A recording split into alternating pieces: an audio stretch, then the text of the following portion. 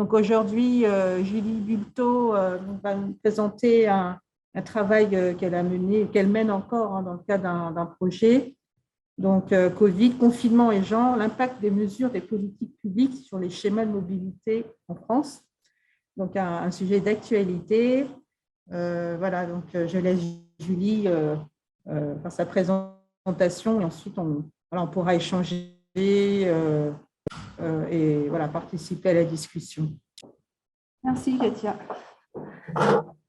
Alors, bonjour à tous. Alors, effectivement, je vais vous présenter un travail sur le Covid, confinement et genre et l'impact des politiques publiques sur la mobilité en France.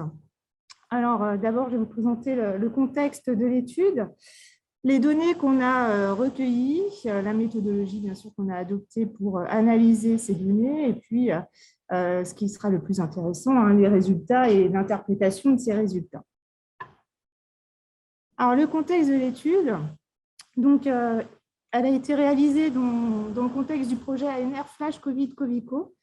Donc, Covico, c'est les conséquences spatiales des politiques publiques menées pendant la crise du Covid-19 sur les violences et la surveillance conjugale. Donc, il y a un petit lien Internet, si vous voulez aller voir le site de ce projet. Alors, la coordinatrice du projet, c'était Marion Tillous, c'est une géographe spécialiste du genre. Donc, on était une équipe assez restreinte. Il y avait aussi Pauline Delage, qui est sociologue du genre, Eva San-Martin, qui est docteur en géographie et aussi spécialiste du genre et surtout des violences conjugales et des pratiques spatiales.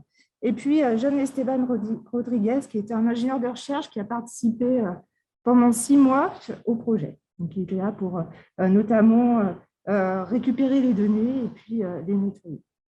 Donc, le contexte, donc, comme chacun le sait, la crise sanitaire du Covid-19 a donc mis en place, on a dû mettre en place des politiques publiques pour limiter les pratiques spatiales, des populations, bien sûr, pour restreindre la diffusion du virus.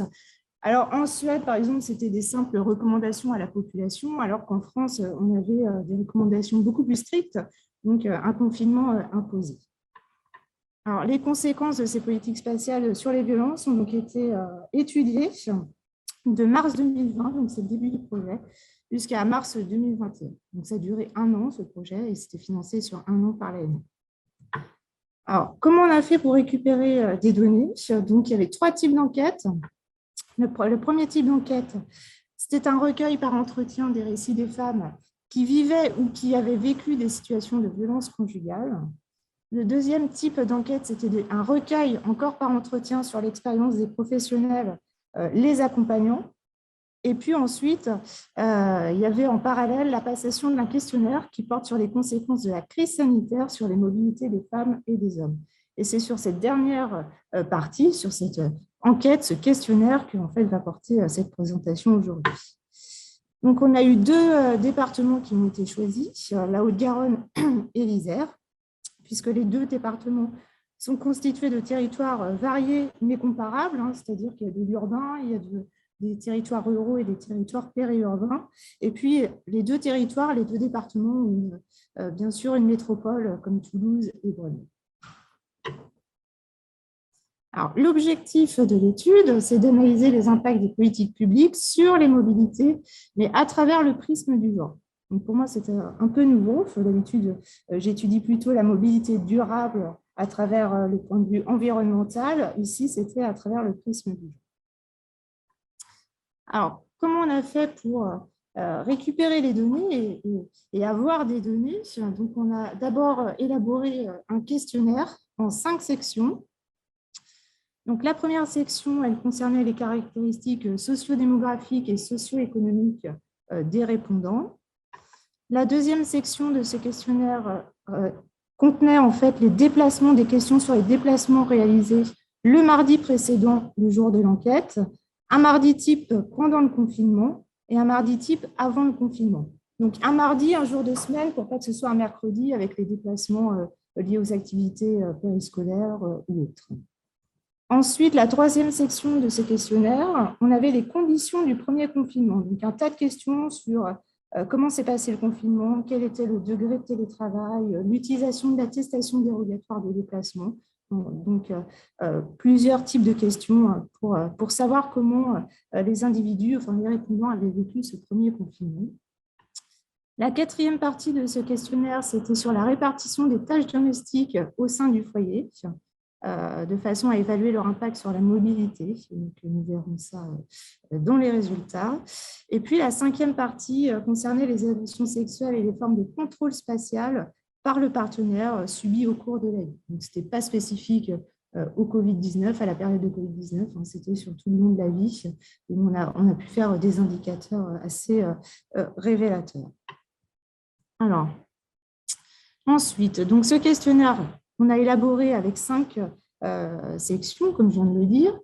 On l'a fait diffuser par un cabinet d'études pour avoir une représentativité de l'échantillon. Donc, on a imposé des quotas qui étaient basés sur les quotas de l'INSEE, en fait, le dernier recensement de l'INSEE. Donc, des quotas en termes d'âge, de CSP et de territoire de résidence. Et donc, l'échantillon total comprenait 3000 répondants, ce qui est pas mal, hein, ce qui est beaucoup, mais avec 60% de femmes et 40% d'hommes, puisqu'on s'intéressait surtout aux violences conjugales. Donc, mes collègues souhaitaient avoir plus de femmes dans l'échantillon que d'hommes, pour être sûr d'avoir des résultats. Donc, ce questionnaire a été diffusé entre le 28 janvier 2021 et le 16 février 2021. En fait, ce qu'il faut savoir, c'est que pendant cette période, c'était une période de couvre-feu national. Donc, on n'avait pas le droit de se déplacer après 18 heures. Donc, on a vu qu'on verra que ça avait un impact aussi sur les mobilités. Mais on va considérer cette période comme une période de référence pour notre étude. Alors, comment on a traité ces données? Donc, on a déterminé des indicateurs de mobilité. Donc, ceux qu'on utilise habituellement dans les études de transport, hein, c'est les variables qu'on souhaite expliquer. Donc, on a le nombre de trajets quotidiens, la distance parcourue par jour et la durée de déplacement par jour. Donc, c'est les 3 indicateurs qu'on utilise en général dans les enquêtes transport pour regarder l'évolution de la mobilité. Et puis ensuite, on a tout un tas de variables explicatives qui sont utilisées pour expliquer ces comportements de transport. Donc d'abord, on a des variables individuelles qui sont l'âge, la CSP, le revenu personnel mensuel, le niveau d'éducation et le nombre d'enfants. Ensuite, on a des variables qui sont relatives au transport. Alors ici, on avait deux variables qu'on a utilisées, la possession du permis de conduire et le nombre de véhicules personnels dans le ménage, donc le nombre de voitures particulières dans le ménage. Et puis, troisièmement, des variables dites plutôt contextuelles, la localisation résidentielle qui était catégorisée en 4 classes. Donc, on avait les villages de moins de 2000 habitants, les petites villes entre 2000 et 20 000 habitants, l'urbain entre 20 000 et 100 000 habitants, et enfin le grand centre urbain, soit plus de 100 000 habitants. Donc, on avait 3 types de variables, individuelles, relatives de résidence. Alors, on a 2 périodes qui ont été analysées, la période de confinement et la période de couvre-feu, donc pour voir l'évolution des pratiques de mobilité durant ces 2 périodes. On a utilisé des modélisations économétriques, des modèles bivariés et des modèles de régression. Et puis, on a utilisé en termes de régression 2 types de modèles différents qui sont pour la période de couvre-feu, ce qu'on appelle un modèle de régression de Poisson. C'était par rapport à la distribution de nos données. C'était le modèle le plus adéquat à nos données. Et pour la période de confinement, par contre, on a utilisé un autre type de modèle qui s'appelle le modèle Hurdle, puisqu'on avait, pendant la période de confinement, une surreprésentation des valeurs nulles dans les indicateurs de mobilité, dans la mesure où on n'avait pas le droit de se déplacer. Donc, il a fallu adapter les modèles économétriques, bien sûr, à nos données. Et donc, pour chaque période, on a fait des modèles où on a rassemblé les hommes et les femmes ensemble, des modèles spécifiques sur les femmes et des modèles spécifiques sur les hommes. On a fait la même chose pour la période de confinement. Alors, si vous voulez plus de savoir sur cette méthodologie, on pourra y revenir. Je ne vais pas détailler ici les modèles de régression. Ce qui nous intéresse plus particulièrement, c'est les résultats de ces données et leurs interprétations. Donc, alors, qu'est-ce qu'on trouve pendant la période de confinement? Alors, ici, je vous présente un tableau, hein, c'est juste nos 3 indicateurs de mobilité avec le nombre de trajets, la distance parcourue et le temps de trajet, avec des statistiques bivariées pour voir si on avait une différence genrée, donc avec le nombre de femmes et la première colonne, c'est les femmes et la deuxième colonne, c'est les hommes. Donc, qu'est-ce qu'on observe? On observe bien sûr une différence genrée qui est statistiquement significative ici pendant la période de confinement, que ce soit pour le nombre de trajets, pour la distance parcourue et pour le temps de trajet. Donc, les femmes ont une mobilité moindre que les hommes pour ces 3 indicateurs. Alors, même si la période de confinement était normalement une période où tout le monde devait rester à la maison, en fait, il s'est avéré que ce sont les femmes qui ont le plus réduit leurs déplacements, et notamment en termes de fréquence. Alors, pourquoi je vous dis cela? Parce qu'en fait, avant la période de confinement, lorsqu'on regarde les enquêtes nationales transport, les femmes quand elles sont en activité, pardon, et bien du coup, elles font plus de déplacements en nombre que les hommes. Donc, c'est environ 3,2 ou 3 déplacements par jour. Donc, ici, on voit qu'elles ont moins de déplacements que les hommes. Donc, c'est elles qui ont le plus réduit leurs déplacements. Alors ça, c'est juste une statistique bivariée, hein. Après, on regarde les résultats du modèle de régression. Et du coup, alors qu'est-ce qu'on trouve? On a plusieurs résultats qui sont importants. Le premier résultat, c'est le genre et la situation familiale. On voit que c'est associé à la mobilité pendant la période de confinement. C'est-à-dire que lors du premier confinement, et sur une journée type, les femmes ont parcouru des distances en moyenne plus faibles que les hommes, et ça, toute chose égale par ailleurs. Donc ça, c'est notre premier résultat. Comment on peut interpréter ce résultat sur cette distance? Eh bien, c'est que les mesures de confinement qui avaient lieu à cette période, qui étaient combinées à la fermeture des écoles, puisque les écoles au mois de mars, avril, mai, juin étaient fermées. Elles ont repris en juin, il me semble. Ils ont rouvert en juin. Donc, ces mesures de confinement plus la fermeture des écoles et à la persistance, alors voire au renforcement, mais ça on verra, persistance de la répartition genrée des tâches, eh bien, c'est venu réduire la mobilité. Alors, pourquoi je vous dis persistance de la répartition genrée des tâches? Parce que si on se réfère à une enquête de l'INSEE de 2020, eh bien, ce sont les femmes qui ont majoritairement assuré la prise en charge des enfants pendant le confinement, qu'elles aient renoncé à poursuivre leur activité professionnelle ou non pour le faire. En fait, souvent, soit elles se mettaient en arrêt pour pouvoir s'occuper des enfants, ou soit elles faisaient une double journée, c'est-à-dire qu'elles faisaient leur activité professionnelle, plus elles s'occupaient des enfants. Donc ça, c'est dans une étude de l'INSEE qui est de septembre 2020.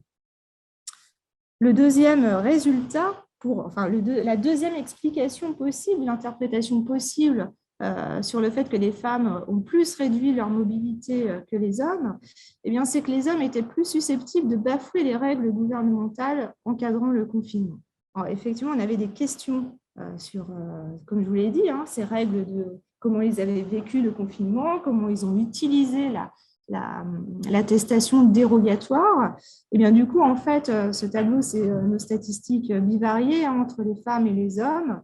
Et puis, on avait différentes questions. Est-ce que pendant le premier confinement, vous est-il arrivé d'utiliser à d'autres fins que son motif officiel une attestation dérogatoire?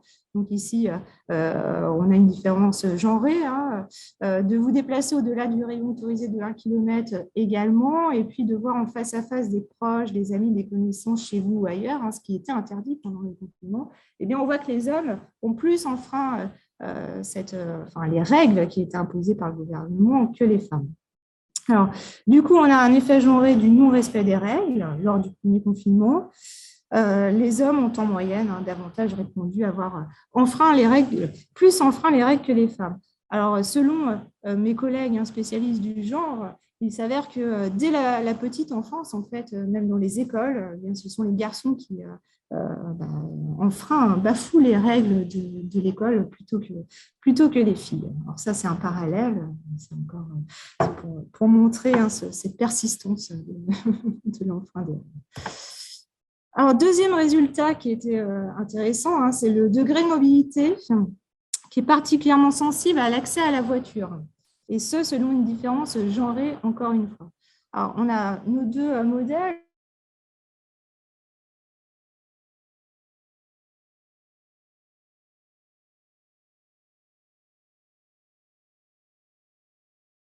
hommes, et qu'est-ce qu'on observe? Une voiture à celle qui vivait dans un ménage avec 2 voitures ou plus. Donc ça, c'est pour les femmes. Et pour les hommes, en fait, seuls ceux qui ne possédaient pas de voiture avaient une mobilité réduite par rapport à ceux qui en possédaient plusieurs. Autrement dit, lorsque les hommes avaient une voiture, eh bien, ils avaient une mobilité. C'est eux qui utilisaient la voiture.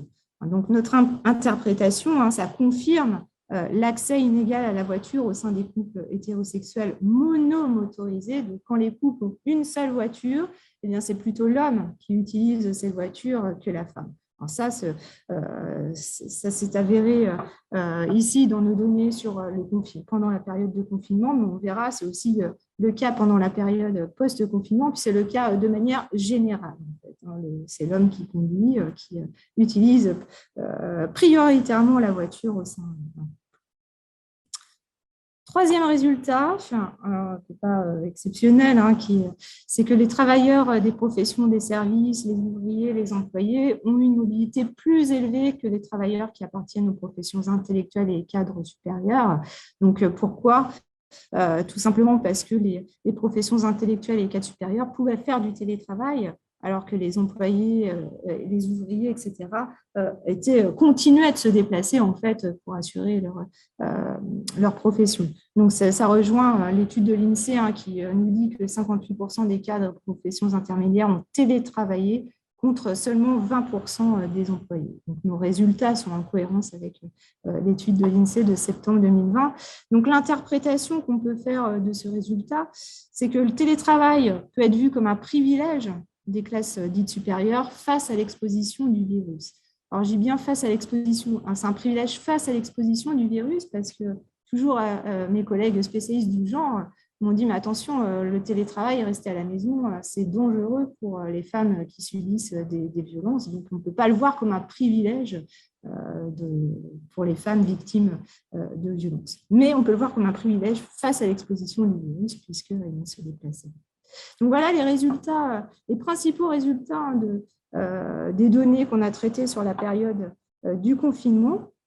Ensuite, on a la période post-confinement, donc la période de couvre-feu, où on a retrouvé un semblant de normal, où les écoles ont ouvert, et puis on continuait à aller travailler, ou du moins on pouvait en tout cas se déplacer dans la journée.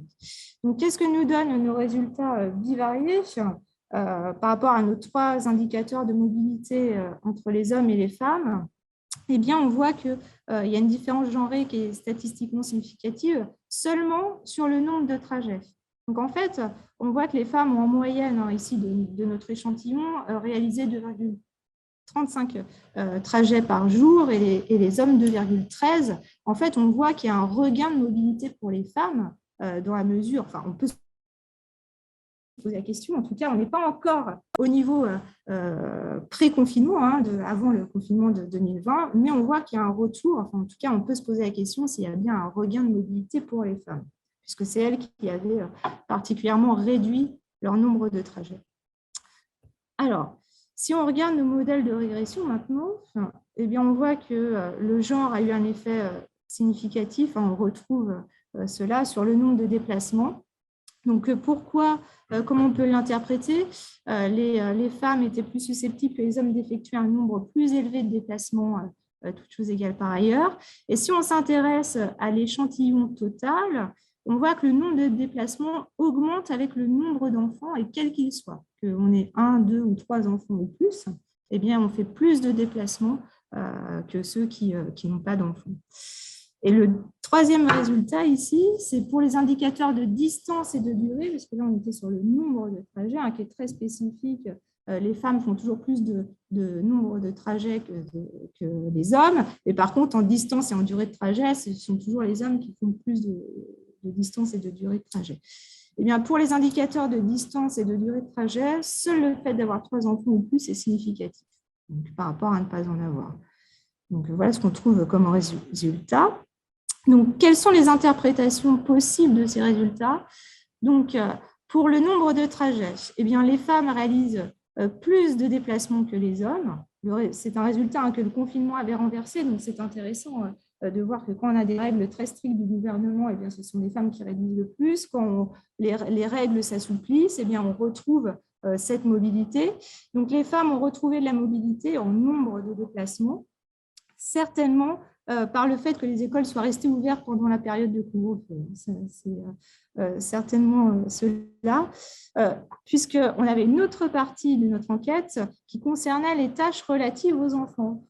Et du coup, la prise en charge des tâches liées aux enfants, telles qu'on avait l'accompagnement à l'école, l'éducation et les activités de jeux et loisirs, elle est vraiment inégalitairement structurée par le genre. Ce sont les femmes qui déclarent plus s'occuper des enfants, même si les hommes participent, mais le pourcentage est inférieur à celui des femmes. Et ça, c'est en période hors confinement, en période normale. Enfin, qui dit normale. On avait cela. Comment on peut aussi interpréter le résultat 4 bis? Le nombre de déplacements augmente avec le nombre d'enfants. Tout simplement, le fait d'avoir des enfants, ça a un effet positif sur la mobilité, par contre, la fréquence des déplacements, quel que soit le genre, bien que l'effet est plus avéré et plus prononcé chez les femmes. Ça, on le retrouve dans des études semblables. Autre résultat, il y a beaucoup de résultats. Donc, le fait de ne pas avoir de voiture ou n'en posséder qu'une dans le ménage impacte la mobilité des femmes pendant la période de couvre-feu également. Donc, on retrouve, pendant le confinement, on avait ça. Pendant la période de couvre-feu, on retrouve ce résultat.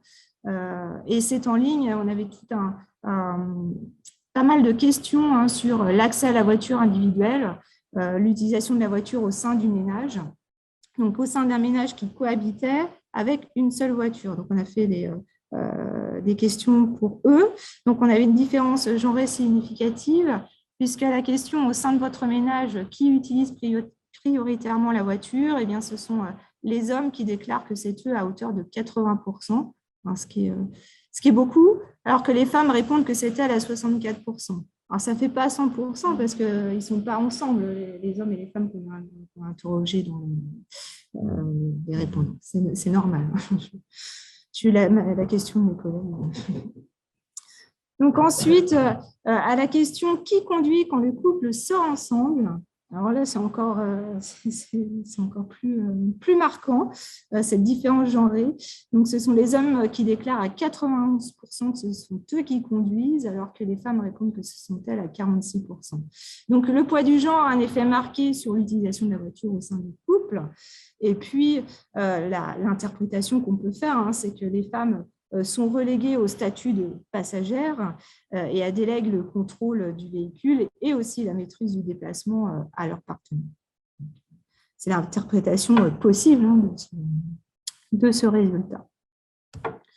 Autre résultat pendant la période de couvre-feu, une relation entre les CSP et les indicateurs de mobilité vont dans le sens attendu, comme pour la période de confinement. Là encore, on a les cadres et les professions intellectuelles supérieures qui ont une probabilité plus faible de se déplacer que toutes les autres catégories confondues. Donc, alors, pourquoi? Puisque pendant la période de couvre-feu en France, les personnes qui exerçaient ces professions intellectuelles avaient toujours la possibilité de travailler à domicile. Donc, nos résultats vont dans le sens attendu. Je vais conclure. Donc, qu'est-ce qu'on peut dire de cette étude sur la mobilité à travers le prisme du genre, la période de confinement et la période de couvre-feu? Donc, on a des inégalités genrées structurelles de notre société qui ont été exacerbées par le confinement. Ça les a bien marquées pendant le confinement, où on voit que la femme a réduit énormément ses déplacements, son nombre de déplacements, mais c'est dû à sa fonction, entre guillemets, de s'occuper plus des enfants dans le ménage. Donc ça, c'était pendant le confinement, mais lorsque le confinement s'est terminé, les femmes ont retrouvé une certaine mobilité. Les écoles étaient ouvertes, les activités avaient pu, en tout cas en plein air, avaient pu reprendre, mais elles n'ont pas encore atteint le niveau pré-confinement. On avait une mobilité avant le premier confinement, on avait une homogénéisation des indicateurs de mobilité entre les hommes et les femmes. Donc, au niveau du nombre de déplacements, les femmes en activité avaient plus de déplacements que les hommes. Au niveau des distances et de la durée des trajets, on commençait à avoir une homogénéisation. Les femmes rattrapaient si on veut, les indicateurs des hommes. Alors, on a deux hypothèses qui peuvent être posées sur ces résultats, sur la conclusion de ces résultats.